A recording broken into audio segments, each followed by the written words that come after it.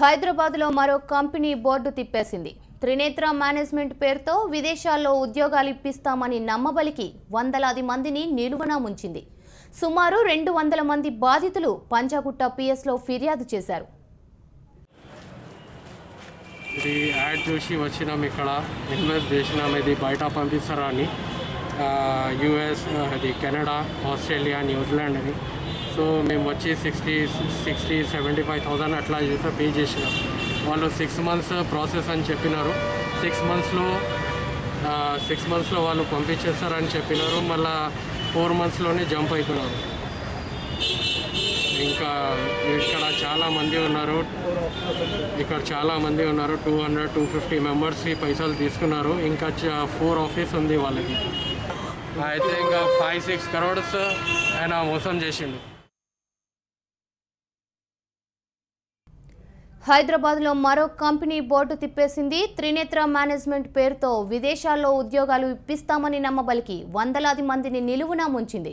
ఇక దీనిపై మరింత సమాచారం మా ప్రతినిధి సందీప్ అందిస్తారు. సందీప్, చెప్పండి, ప్రస్తుతం త్రినేత్ర మేనేజ్మెంట్ ఎంతమంది దగ్గర వసూళ్లు చేసింది? ఈ మోసానికి సంబంధించిన అప్డేట్ ఏ విధంగా ఉంది?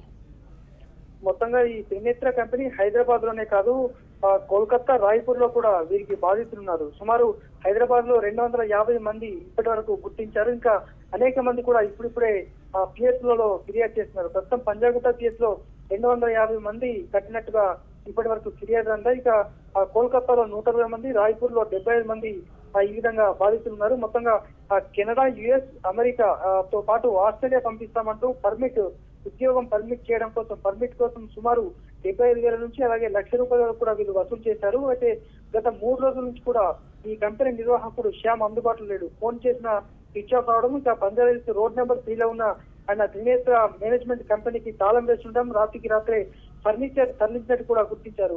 మొత్తంగా ఇదంతా మోసపోయామని గుర్తించిన బాధితులు అందరూ కూడా దాదాపు ఏకమై 250 మంది పంజాగుట్ట కేసులో ప్రస్తుతం ఫిర్యాదు చేశారు. నిందితుడు ఎవరైతే ఆయన ఇచ్చిన శ్యామ్ సెల్ ఫోన్ నెంబర్ కూడా ప్రస్తుతం స్విచ్ ఆఫ్ లో ఉంది. ఆయనకు సంబంధించిన మిగతా పార్ట్నర్ల పైన కూడా ప్రస్తుతం పోలీసులు దృష్టి సారించారు. ఒక్కసారిగా 250 మంది బాధితులు పిఎస్కి రావడంతో ఇది తతంగం సుమారు ₹1,00,00,000 వారు వెనకేసుకొని ఫరారైనట్టయితే ప్రస్తుతానికి గుర్తించారు.